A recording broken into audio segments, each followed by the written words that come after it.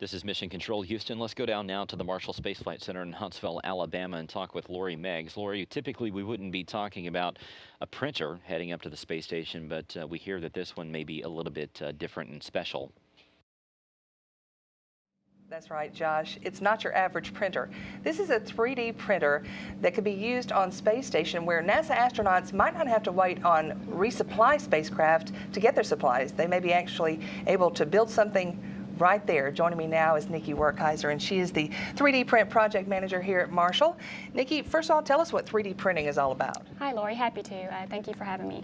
3D printing, a 3D printer will extrude plastic, metals, or other materials to build layer on top of layer to create a three-dimensional object.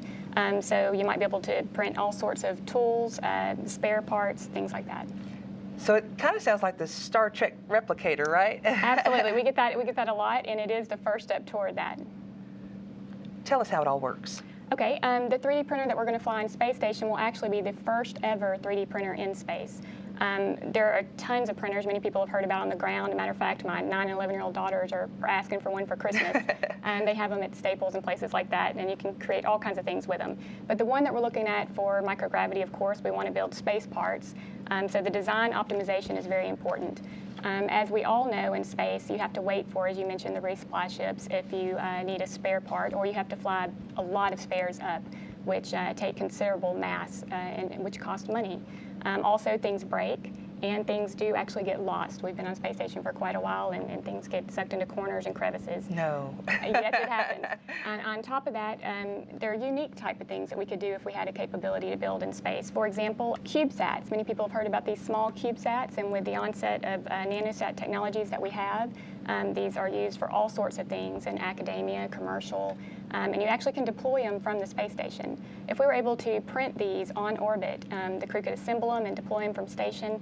You can do all sorts of unique structures and just an abundance of different types of experiments. So this one was built here at Marshall? Yeah, this one was printed here, and this is just kind of the case of one. It's got some electronics that go inside, and you deploy from station. So how long does it take to build something like that? Something like this would actually only probably take an hour, hour and a half. And then you also have things like this. It looks pretty non-assuming. It looks pretty simple. You could print this probably in 15 to 20 minutes. We would just upload a CAD drawing to the printer on station.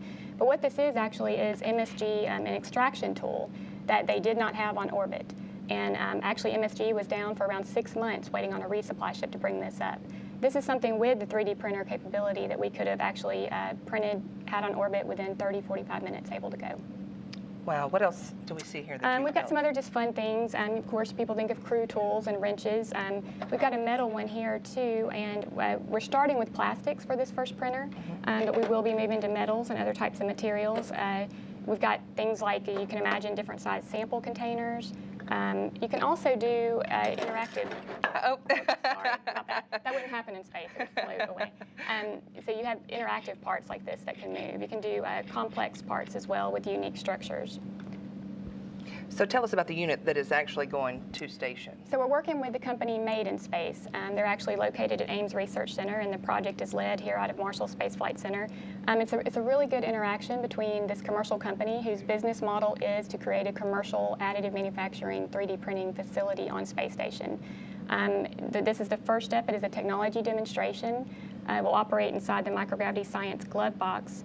And NASA has been providing the discipline expertise and the expertise in terms of taking a printer that you would use on the ground, which Made in Space are absolute experts on that, as well as designing for space, and making sure that we can verify that for microgravity, the physics of microgravity, as well as the safety and operational constraints in the controlled environment of space station. And this is also critical, being able to replace parts like this on orbit for future long duration. Absolutely. The big thing about this is for space station even, it will decrease risk, decrease cost, and increase efficiency. But for longer term missions, for space exploration, this is absolutely a critical technology. And talk about the ones that we have here on Earth. Will this technology make them better? Absolutely. There's a lot of applications. We talked to several of our industry partners, as well as academia, even international partners on the ground here. This is an area that has exploded in the last few years. It's been being used in an abundance. So the lessons learned from the microgravity application could actually apply to things on the Earth, especially when you think of things such as maybe the Army. Maybe you have folks out in the field in a remote area, and they have the same type of problems we have in space. Things break and you're remote. You can also think of things like submarines or even just remote regions. Also commercial growth. So in this smaller size and form and function that you get from the printer, you could absolutely apply that to Earth applications. So we've seen the video of the printer and work with that, but how big is this unit? I mean, so this is kind of cool, and I don't know if you can see it here, but this is actually, we printed a model of the 3D printer. This first printer will be a technology demonstration, so it's a little smaller because we fit it inside of the microgravity science glove box on Space Station. So the crew will actually put their hands inside of the glove box to operate the experiment. We're getting a lot of materials data, and ultimately what this will demonstrate is that the objects that we print in space are equitable quality to those that we print on the ground, that there are no difference in the way that the printing takes place in the physics and the material quality. Made in Space has already done a series of parabolic flights on the KC-135, affectionately known as the Vomit Comet, and they've had excellent results. Everything has shown that it is equitable to Earth, but you get the short spurts of microgravity, and we want to be able to generate full products on orbit. I'm sure astronauts are excited about this, so Yes. Tell me when we'll see this on station. And we will see this next fall. We'll be launching on SpaceX 5, and we're actually working with the astronaut office now. We already have a set of tools and things that they've picked out and said, hey, can you provide this for us? And we're working toward that now. Very exciting stuff. Can't wait to see it. I'm maybe build me something a little bit later on today. Absolutely. We're having a lot of fun with this. Thank you, Lori. Nikki, so much.